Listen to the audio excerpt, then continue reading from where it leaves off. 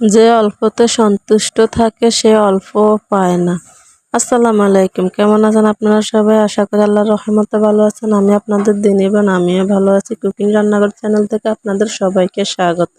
যারা ভালো মানুষ, যারা সৎ মানুষ, যারা আল্লাহর কাছে ভালো কিছু চায়, তাদেরকে আল্লাহ পাক ভালো কিছু দেয় না, তবে দেয় সেটা আখেরাতে দেয়। দুনিয়াতে চাইলে মুমিন বান্দা সব কিছু পায় না, কারণ আল্লাহ পাক তো জানেন কিসে ভালো থাকবে আর কিসে খারাপ থাকবে। তো আজকের ভিডিওতে আমি আপনাদের সাথে কথা বলবো। গত ভিডিওতে কথা বলছিলাম নামাজের ফরজ এবং ফরজ নিয়ে, এই ভিডিওতে কথা বলবো নামাজের ওয়াজিব নিয়ে। যারা আমার গত ভিডিওটি দেখেন না, ওইটা আমার চ্যানেলে আছে, কুকিং রান্নাঘর, সবাই দেখে নেবেন। আমি চেষ্টা করি সবসময় আপনাদেরকে কিছু শিখানোর, জানানোর, কারণ আমি আল্লাহ পাক বলছে ওই বান্দার কথার চেয়ে আর কার কথা ভালো হবে, যে মানুষকে আল্লাহর পথে ডাকে, আল্লাহর দিকে ডাকে। হ্যাঁ, আমরা সবাই মুসলিম জাতি। আল্লাহর দরবার মুসলমানের অনেক দাম। আল্লাহ পাক বলছে তোমরা মুসলমান না হইয়া কবরে আসিও না। নাম ধরে মুসলমান, বংশগত মুসলমান হলে মুসলমান হয় না। মুসলমান হতে হয় ঈমান আমলের মাধ্যমে। আর ঈমান আনার পরে যেটা সর্বপ্রথম শুরু করে মানুষ, নামাজ। কারণ ঈমানের পর হচ্ছে নামাজ।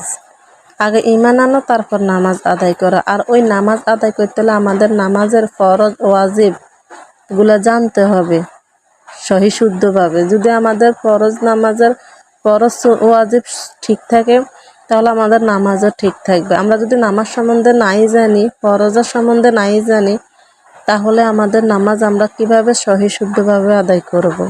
তো আমি গত ভিডিওতে আলোচনা করলাম নামাজের ফরজ সম্বন্ধে, 13টা ফরজের বিষয় নিয়ে গত ভিডিওতে আলোচনা করলাম। সবাই ভিডিওটা দেখে নেবেন। আর আজকে আমি আলোচনা করব নামাজের ওয়াজিব সম্পর্কে।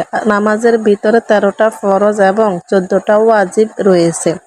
তো আজ আমি এই 14টা ওয়াজিব কি কি ওগুলাই বলবো ইনশাআল্লাহ। সবাই ধৈর্য সহকারে ভিডিওটা দেখবেন, ভালো লাগলে সাবস্ক্রাইব করবেন আর অন্যকে শেয়ার করে ভালো কথাগুলা জানাই দিবেন। কারণ আপনি যদি একজনকে ভালো কিছু জানান, কাল হাসর মাঠে ভালো কাজের উসুলাও আপনি নাজাত পাইতে পারেন। 14টা ওয়াজিবের ভিতরে 1 নম্বরে হচ্ছে সূরা ফাতিহা পড়া। 2 নম্বরে সূরা ফাতিহার সঙ্গে একটি সূরা মিলানো বা 3 তফসির পরিমাণ আয়াত মিলানো। নামাজের সকল রোকন ধীরে ধীরে স্থিরভাবে আদায় করা। দেখেন, আমরা রুকু থেকে সেজদা থেকে উঠি বসা, এগুলার ভিতরে দেরি করব, এটা একটা ওয়াজিব। অনেকে আছে দুই সেজদার মাঝখানে দেরি করে না, কিন্তু এটা কোনো করা যাবে না। 2 সেজদার মাঝখানে আপনাকে দেরি করতে হবে এবং ধীরে স্থিরভাবে নামাজ আদায় করতে হবে। 6 নম্বরে উভয় বৈঠকে আত্তাহিয়াত পড়া। 8 নম্বরে ইমামের জন্য জোহর আসর, সকলের জন্য দিনের বেলায় সুন্নত ও তো নফল নামাজের কেরাত আসতে পড়া এবং ফজর, মাগরিব, ইশার, জুমার 2 ঈদের নামাজ, তারাবির নামাজ, রমজান মাসের বিতির নামাজে কেরাত শব্দ করিয়া পড়া, এটা পুরুষের জন্য।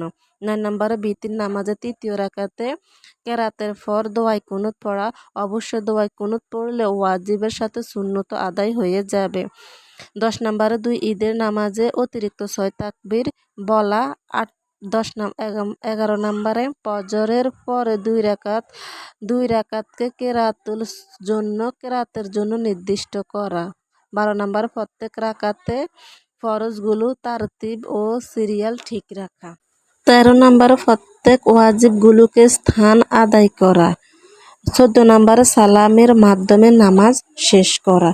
তো আজকের ভিডিও এই পর্যন্ত। সবাই ভালো থাকবেন এবং নেক্সট ভিডিও দেখার অনুরোধ রইল। সবাই ভালো থাকবেন। আসসালামু আলাইকুম, বিদায় নিচ্ছি।